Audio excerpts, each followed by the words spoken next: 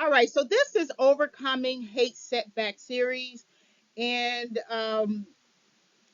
if you want more information concerning the introduction to the series, go ahead and listen to that video. But this is haters withhold good from those to whom it is due when it is in their power to do so.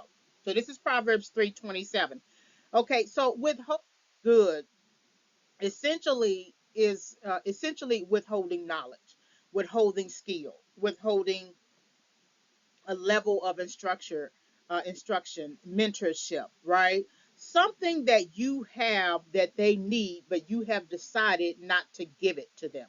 You've decided to withhold whatever is on the inside of you to keep them from having it because you don't really want them to advance. And that's to your detriment when you do something like that because it doesn't work uh, when it's just on the inside of you. It's something about it needing the something that's on the inside of you needs to connect with something else or somebody else so that it can work properly. Sometimes it could be a marriage, like one person is searching for another person, something on the inside of that person, and when they come together, vision comes together, everything comes together to work properly, right? And so think about it sometimes how a person decides not to tell you that going down the wrong road is going to be a problem. That if you go down that path right there, if you go down that path, it's you're going to find all different types of hurt and pain, mockery, all different types, right? They decide to just let you fall. They could have told you you're not even the person who decided to not listen to them. They just decided to withhold knowledge. And withholding good, if you think about the person um who is a marketer, right? Say for instance, the person is a marketer and the person knows a particular demographic or knows a particular geographic area and what that geographic area needs. And so you think, okay, I'm going to seek that person's counsel to get help, right? To get help. And the person doesn't make himself available or doesn't make herself available. And that person has visited that demographic, has worked with that demographic, has worked with the geography, knows the ins and outs, knows the pitfalls, knows where to sell, where to market, etc. And I'm not saying that you can't do your homework. You do need to do your homework. There are plenty of statistics and information that you can find on the internet. You can't solely rely on somebody to do your work for you. That's not what I'm saying. What I'm saying is there's specific knowledge that that person has access to, and that person is refusing to give it to you. It's within his power to give to you. There, I'm a Ronald E. McNair scholar. I was a scholar in college, and there were two types of people that I dealt with when I was doing research. There was a person who was in my field, and I could barely get anything out of. But then I went to another completely different professor who was of a different discipline, and I told him what I was trying to do. And I think he was probably education discipline or sociology. I can't remember. And I told him, and do you not know he was so excited? He pulled out so many journal articles that he had in his office. He just kept giving them to me. When I left there, I had a stack of direction. He didn't do my research for me. He had good in his possession.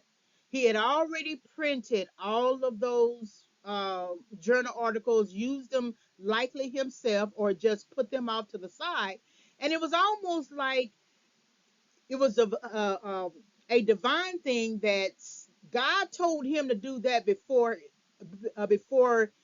he even knew that I was going to come to his office. Even to this day, I can't tell you how I got to his office, how I found out about who he was. I could not tell you for the life of me. But I remember that I just basically told him what I wanted to do as a research project, and he began pulling out everything. And like I said, by the time I left there, I left with of direction, a stack of direction. And so then I was able to then go and further research because in some ways he saved me time. I still had work to do on my own, and I still had to compose it and put it into a format for a scholarly article. But he did not withhold good. He did not withhold good. Another example is me. I struggled in college with procrastination. I struggled before college. When I graduated from high school, I thought I was going to go into the military. That didn't work out, and I didn't have a plan. I did not have a plan. And then when you don't have a plan, you end up taking anything because you didn't have a plan. So I went to work full time. Then I ended up going to college. Um, and then I stayed with it. And then I relocated to San Diego. And then I went to junior college there. And then after that, I transferred to San Diego State University. What I realized from that experience of not having a plan was that is something that I adopt today. Is you need to have 2 years of transition planning. You know you are going to graduate from high school, or you know you're going to graduate from college. So in junior, senior years, that's when you plan. You don't wait till you graduate from high school or college to have a plan in place. You begin, go ahead and transfer and get into the college and enjoy yourself. Buy the T-shirt, buy the book bag, etc. But as soon as you get a little bit kind of relaxed, get back on your mission. And the mission is 2 years of planning. Well, I design my assignments around that concept. I have students do an annotated bibliography over the schools that they want to attend. I teach at the community college level. And so the time that you're at the community college is not for you to do your basics. That's obvious.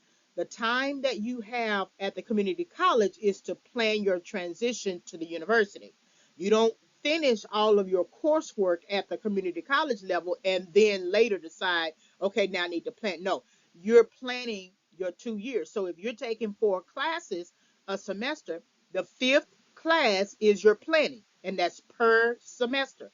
So I have created an annotated bibliography where they have to research the schools that they are interested in attending and then create the annotated bibliography. The target is still composition using MLA or APA and research, etc. I just use the topic of researching your schools as a way for them to do the research now.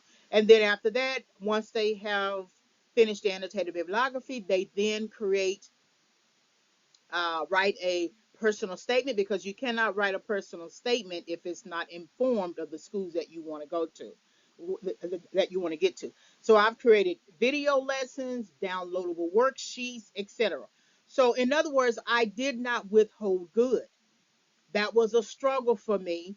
I decided to use that struggle as a teaching exercise, right? And so now, when students leave my class, they are so aware of the importance of planning that it becomes part of them. Sometimes they care, sometimes they don't, but it is important for them to understand. In other words, haters will withhold good from those to whom it is due when it is in their power to do so. In other words, they are usually the people of everything that you need is something that they have experienced. And that instead of telling you those experiences and giving you instruction and direction, they would rather just withhold it. So haters withhold good from those to whom it is due when it is in their power to do so. Uh, you can visit reginawhitefavors.com for more tips and resources. Thank you very much for listening.